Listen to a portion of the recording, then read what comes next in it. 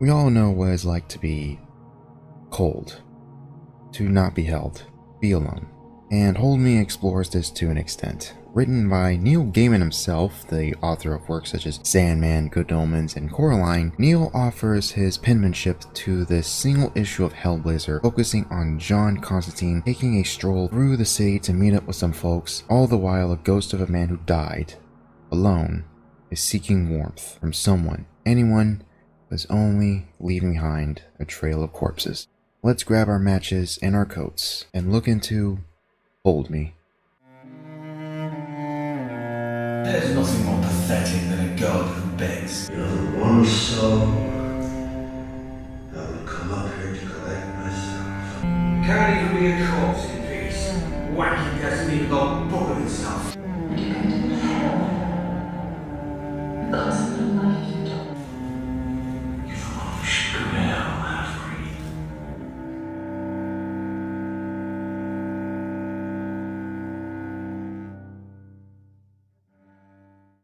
It was Fat Ronnie's idea. It was so cold that spring. Fat Ronnie and Sylvia from Hull used to hang around together, and somewhere along the way, Jacko wound up wandering with them. When they just got settled under the bridge, they snuck around the estate like shabby rats, passing the bottle from hand to hand. They found their bolt hole on the 4th floor. No light, no power, no food. Still somewhere to be. Somewhere to hide until things got warmer. It was so very cold that spring. But the three sadly did not last that night.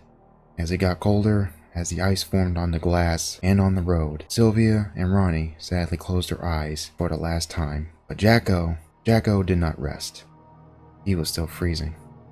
During this fateful spring, the detective himself, John Constantine, flags down a taxi. John enters and the driver takes John to his destination. He has a little rant, showing he has specific opinions. Constantine cannot take any more, leaves, and walks the rest of the way. Constantine finally reaches his destination, which is a small apartment having a party. And during all this, we see John's inner monologue, and we see he is not the happy chap he was at party, since he does not get the excitement he got from them when he was much younger. During all this, he meets up with a friend of a friend, Anthea. We cut to sad Jacko. He has been wandering around looking for warmth. We see he broke into someone's apartment and begs to be held, and holds the woman in the apartment, and she freezes. Her daughter screams her name, seeing she is only as cold as ice and is not moving. We cut back to John and Anthea. They're having a conversation. The good detective is trying to get a read on her, knowing something is up, that she is not entirely being truthful, especially since Anthea is asking if John has any illnesses or STDs, which of course the man is clean, or so we think. So we see Anthea is clearly taking a liking to the man, and the two walk to her apartment. The two continue to talk about Anthea's profession and her life and such, during of which we see a hand that is pale, white, freezing. Anthea lets Constantine into the apartment, and he makes himself at home. Anthea fixes him a drink. John can't help but get the sense that he is being played this entire time. Once Anthea hands John the drink, he brings up a name that was brought up, Sarah. Anthea tells him she is her roommate, but John can't help but notice how familiar the name sounded. Anthea tries to sneak the detective a kiss, but he figures something out. He knew Sarah and Anthea before. They are both a pair Ray, John's friend and friend of Anthea, would talk about. Anthea is actually a lesbian. It actually turns out Anthea was not doing anything truly nefarious. She actually wanted to get pregnant so she and her partner could be parents. And since in times like these, early 90s, it's quite difficult to find a good specimen. Anthea asks John if he is upset by the news, and he responds in a way that only John Bloody Constantine would respond.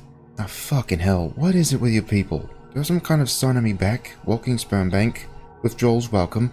John gets his coat and is about to leave.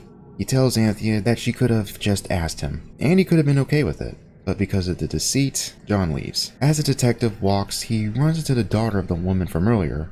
He asks her where her mom is, and she tells him that she is on the floor. She can't talk and she is cold. John finds the mother and sees she is exactly how her daughter described. John leaves the girl with Anthea and investigates. The detective looks through the room. He smells something foul and sees Jacko, begging to be held. John sees the sad state the sorry sod is in and hugs him. He gives him the warmth that he's been begging for all this time. Jacko thanks John and fades into the other side. John walks back to Anthea's apartment. He felt every bit of cold and loneliness that Jacko felt as he wandered the city as a freezing specter. All he wanted was for someone to care for him, someone to hold him, someone to warm him. No one would. When we hold each other in the darkness, it doesn't make the darkness go away. The bad things are still out there. The nightmares are still walking. When we hold each other, we feel not safe, but better.